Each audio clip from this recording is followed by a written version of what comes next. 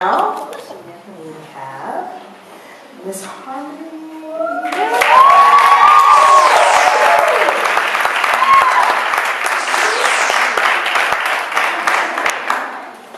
Harmony is graduating with her master's degree in summer.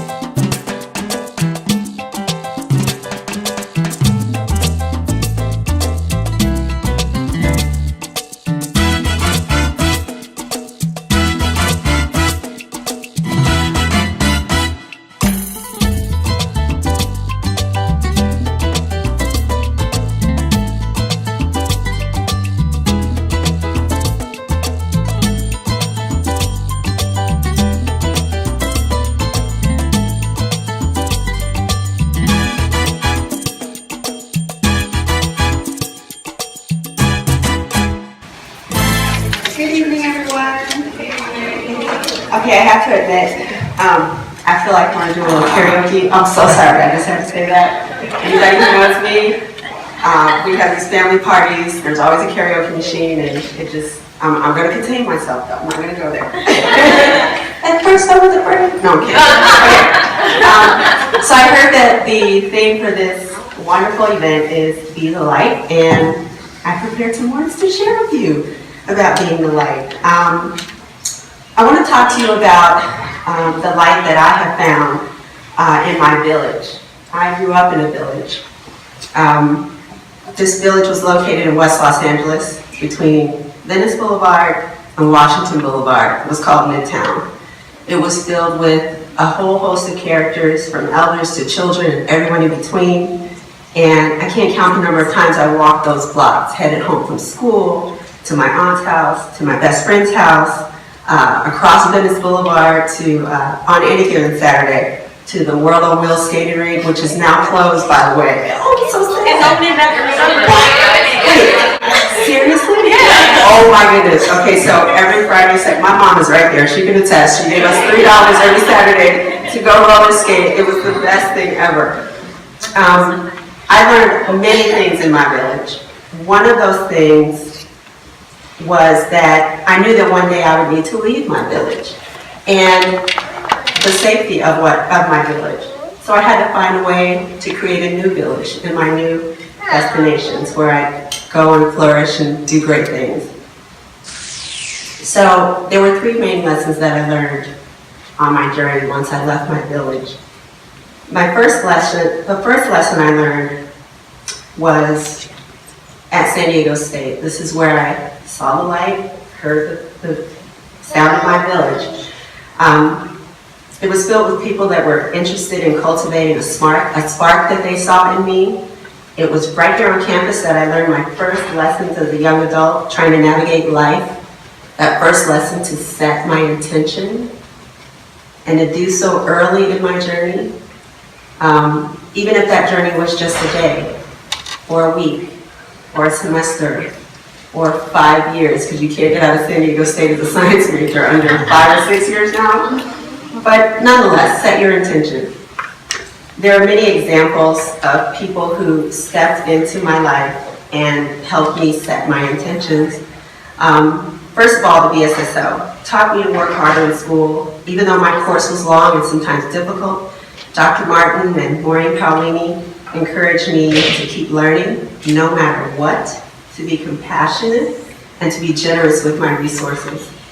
Knowledge, time, energy, those resources. Dr. Atkins, I don't know if you guys know her, she revealed to me that I can do hard things and to stay with it, and that I would be triumphant if I just stayed with it. Thelma Chavez taught me to stay connected. There is life in staying connected. And I'm just curious, how many of you got an email from Thelma within the last 2 weeks? Raise your hand. See, stay connected. She's my connection hero here. Mr. Martin taught me that it's okay to be me, just as I am.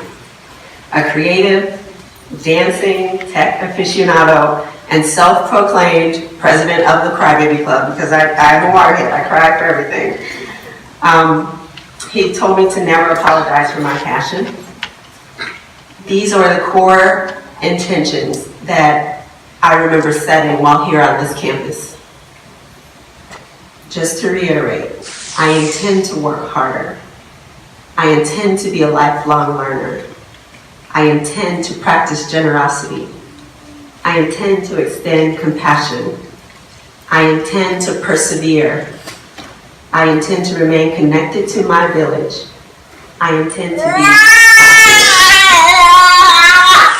be. They still hold true to this day, and I'm sure I'll be calling on those intentions time and time again as I move forward through the future. Lesson 2 was don't get too comfortable. So a few years after college was over, I moved to Michigan. I embarked upon a new journey in a new village. Really, the name of my new location was Lathrop Village. And I worked at a school called Southfield High School in Southfield, Michigan. There I developed many lifelong friendships, adult friendships. Well, you don't know this yet, but when you move to a new place and you're an adult and you have a family, it's hard to make new friends. You kind of have to work at it. You have to plug yourself in, stay connected. And again, I took my lessons with me to find out who I was in this new village. The longest stretch of my career was spent in Michigan under the leadership of a principal named Marcia Williams. So I teach high school science. There I taught biology, and she was just an incredible leader. After working with her for about 3 years at Southfield Lathrop High School, one of the 2 schools in the district, we only had 2 high schools in the district, she selected several teachers from the school to move on with her, including myself, to open a new school. It was incredible, first of all, to be handpicked. And then when we looked at who she picked to take with her, we were all people who she had been causing to work together. We worked together on different projects, and she kind of was testing out how we would jive. And they were all people that I had wonderful relationships with already. So to move to a new school with people who I knew were like-minded was incredible. This school, like I said, was unlike any other I've ever worked at. I don't imagine that I'd ever work at another school as awesome as this. Mars, as we called her, had a vision for the school. She invited all of us to help her design it, and I found that it was a really unique experience to help build the culture of a school rather than try and change the culture of a school. When you're working from scratch, you design it yourself. You can implement anything you like, and when the students come, it's almost like, hey, here's what you need to do, so just do it. And they just did it. You know, the positive peer pressure that came from this experience was quite incredible. The name of the school was University High School, and we called it the U. So 2 years into working at this wonderful, life-changing, height of my career, teaching, working experience, the state of Michigan began to experience an economic downturn. I was eventually laid off from this wonderful job. On the day I was laid off, I received an email and a phone call from a former principal, or former vice principal, asking me to come to another school in another district and work for her. And I thought, wow, how lucky am I? But I kind of got laid off, but how lucky am I? So all at the same time, I was unnerved, I was relieved, and then I was on a mission to find appropriate childcare because my commute had now doubled each way. My time there was awesome. I ended up teaching engineering, which is a class I never thought I'd teach, but it was awesome, engineering and biology.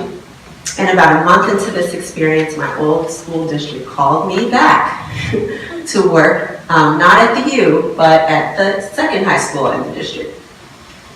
I would now be teaching AP Chemistry and Chemistry for the first time ever.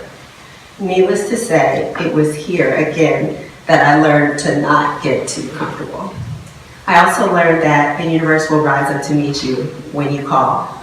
And there were so many peers that came out of the woodwork who were available to help. Again, the village rose to the occasion, and it was incredible.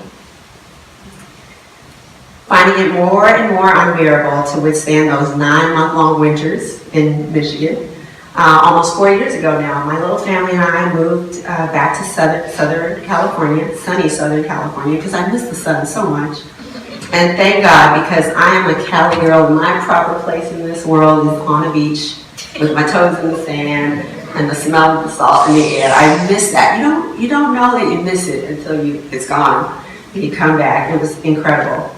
So we soon found ourselves in San Diego, and to my delight, my village was still here. It was still intact, and it was thriving. So lesson 3 is jump. We left. We came back. There was a village still there to support us. So sometimes you have to go and take on that experience out of state or out of the country. Go, see, and do everything you can. And in the doing, you will learn how special this place is. You can always call, email, text, FaceTime. You know how tech savvy we are nowadays. And when it's time, you can always come back home. But take this time now to go on an adventure. It'll be there waiting for you with open arms and a seat on a stool in the drum circle. So go. I was able to find a village in every place I lived because I carry the village in my heart. It's evident in the way that you are here tonight, that you also carry the village in your heart. I'm sure that when you have a time of crisis or a time of joy or just a time where you need a little counsel, you have maybe a short list of 1 or 2 people that you call. Those are the beginnings of your village. It's the very reason, again, why you answered the call tonight to be here. As a village, you came together to convene to celebrate. Those who are graduating, those who are still in the trenches, it's all a part of the village. So to the undergrads, hang in there, stay focused, do not stop. Look to those who've gone before you for that light. It shines brightly. You need only to open your eyes to see it. To the graduates, congratulations, and wherever you go next, shine your light and create your own village. Thank you.